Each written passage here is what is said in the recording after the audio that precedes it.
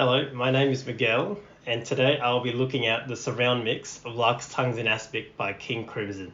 For the surround nerds out there, I listened to the DVD audio disc from the CD/DVD set in MLP lossless 5.1 surround. This mix was made by our Lord and Saviour Steven Wilson in 2012. So this is the set that I listened to. So this comes with the 2012 stereo mix as well as the DVD. Unfortunately, I do not have the Big Dog box set that has the Blu-ray. However, this DVD contains the same mix as that Blu-ray. So right off the bat, if you haven't listened to this album before, I strongly encourage that you give it a go. It's weird, beautiful, insane, epic 70s prog rock. Let's get into it. So I'll start with the first song, Lark's Tongues in Aspic Part 1. So this song starts with a lot of percussion going on, but it starts off in the rear speakers. So as soon as you turn on the disc, you're getting percussion coming alternating between the left and right rear speakers. During the percussion build-up and right after that bit, the guitar parts swirl all around you. As soon as the big build-up happens, and then the main riff comes in for the song, the bass and the whole band is so heavy and fat, and the bass sounds so evil and angry coming out of the center speakers. After the solo guitar run, the clarity of the bass and the guitar in that following part is insane. The bass in the center and drums in the front, and then your guitar in the rears just completely rounds out the sound in that band section. After the really intense section with Fripp, Bruford and Wetton, where it just goes to just David Cross with the violin, you almost forget that there's actually wind parts and bird chirping and that in the mix. And all of that part is all behind you, and the wind is like surrounding you as well. So this is all while the violin is just playing out of the center. So the second song after Lark's Tongues in Aspic Part 1 is The Book of Saturday. So immediately when this song starts, the thing that gets your attention is how clear and how rich the bass sounds. The vocals are also super clear, and it's the first time you hear vocals on the album. It's just like a breath of fresh air, hearing how clear and how beautiful the vocals are from John Wetton. They come out of the center speaker with the rest of the band in the surrounds and in the other two front speakers. The reverse guitar, when Fripp comes in, plays in the rears, and it doesn't sound anywhere near as harsh as compared to other versions that I've listened to.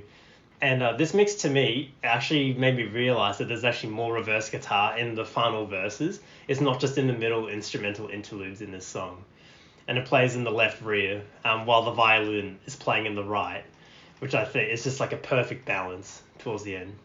And the harmonies at the end of this song as well. You have the main vocal line in the center, and then the harmonies behind you. It's very similar to how Yes is mixed in surround sound, but yeah, it's just amazing. So after the beautiful song Book of Saturday, we go on to the equally epic Exiles. So the song starts with about a minute to a minute and a half of just miscellaneous noises and wind and other sound effects, and it's almost like a fog just sets in and just like completely envelops you around the mix. So as soon as the instruments come in, I think it's mellotron or the organ and the bass then replace all of the miscellaneous noises, and then it's almost like replacing like the enveloping with organ and bass. It's super epic. And as soon as the acoustic runs come in, Robert Fripp's acoustic is actually in the rears as well, while also still having the rest of the band at the front. It's almost like you can hear him like picking the strings. Like I've never heard anything so clear or like hear acoustic guitar sound the way it does on this track. I almost forget that there's piano on this song as well. It's pun intended. It sounds very grand in the middle section of this song. In my personal opinion, this is the highlight of the album. It is one of the best examples on how to do a surround mix, like slowly building up into a big massive crescendo, being enveloped in sound effects and by instruments, having the clarity of the acoustic guitar. The vocal line, of course, sounds amazing as well. The only nitpick I have for this song is that the drums sort of take a back seat in this mix, but honestly, it is such a minor nitpick. He's still like sort of in the left front channels. It still sounds really, really good, but it's just a bit lower in the mix, I guess, or it's not as loud. So if we were listening to the vinyl record, we would be flipping it over onto side 2, and we're starting with Easy Money. So the song famously starts with Mud, played by Jamie Muir. As he's sort of slapping or hitting the mud, it goes like from one slap from the right rear to the left and then back to the right. It's so like it almost alternates on the beat. It's super funny. And just at that moment there, I felt like this mix has a lot of balls to have as much fun as it does with the source material. I've heard a few surround mixes and they're just not very adventurous. But something like this, you can tell that Steven Wilson's he's got a few surround sounds under his belt by this point. And he's just having so much fun with it. Like, especially someone like a Jamie Muir, he absolutely shines on this track.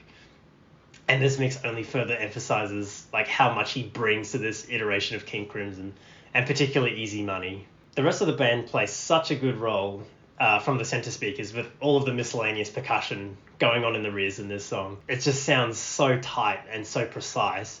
For me on Easy Money, Bill Bruford's drumming, he sounds like he's sitting right in front of you. I know it's a big surround cliche, but he comes out of the center speaker just like, it sounds like you're right, he's right in front of you. I've written here in my notes, the snare hits you in your soul as the crescendo builds. So that's just during the musical or the instrumental interlude before the final big verse comes in. And that final verse, even in stereo, is so crankable, but in surround sound, I just like boosted up the volume as loud as I could. Just because it just makes you go, whoa, like this is so epic. And then on this song as well, I almost forgot to mention the vocals and the violin just sound so gritty and so evil. This song is so good in stereo, but it's just neck level in 5.1. After the intensity of Easy Money, we go to I believe it's an improv called The Talking Drum. So at the start, it starts off with Jamie Muir's trombone, and that also alternates in the rears. It's almost like Steven Wilson just sort of said, fuck it, and just had fun with Jamie Muir's parts. The miscellaneous percussion from the front is almost quite refreshing, because the way the rest of this album's been mixed so far, Steven Wilson's mainly put Jamie Muir and those sort of miscellaneous noises towards the back. But on The Talking Drum, he's very much coming from the front, which is, after about 4 songs of that, it is quite refreshing to hear. At the start of the song, you can actually hear guitar slowly building, but I didn't actually notice it started so early in the song until I listened to the surround mix. And pretty much this whole composition is just one big massive crescendo, and I've never really noticed how detailed or layered this song was until I heard it in surround sound. The drums and bass absolutely kick you in the balls when the song really gets going with the big Bruford feel, and then Wetton's bass just sounds so fat again, like as if it's on Exiles. Even though as good as the surround mix is, it is still the weakest song for me, but it's just revealed so much detail that I'd never heard before. So now we get to the last song on the album, Larks, Tongues and Aspic Part 2. So this song is mostly just the band at the front, and then sort of accented notes or like miscellaneous percussion again is mixed to the back. The one thing I did notice with percussion is that I think it's a China cymbal. I'm not quite sure, to be honest. It reverberates into the rear, so it plays from the front and then it almost rings out to the back. It's quite different to how the rest of the album's sort of been mixed with its percussion, considering the rest of the band is all at the front and then those noises reverberate to behind you. In terms of the actual mix itself, it is probably the least experimental, but I think that's just probably because of the nature of the song. It's because there's so many rhythms and melodies that all play the same part, so I think we can probably give it a pass. Yeah, so in about the last third of the song, where Bruford and the rest of the band are playing sort of offbeat stuff, and during the violin crazy solo, the guitar, drums and bass sound so fat. The bass and guitar sort of sit at the front, and then Bruford on the offbeats in the rear with these snares. It sounds so awesome.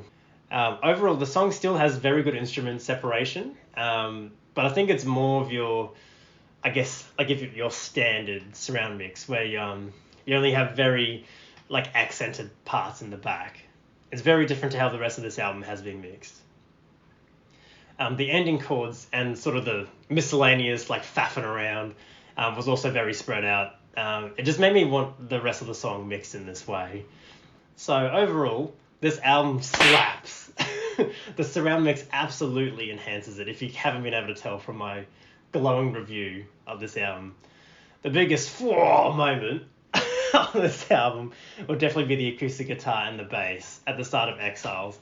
That alone is worth the price of admission for me. So if you do want to pick up your copy of this, It is still very, very readily available on Burning Shed, based in the UK, even though this was released over a decade ago.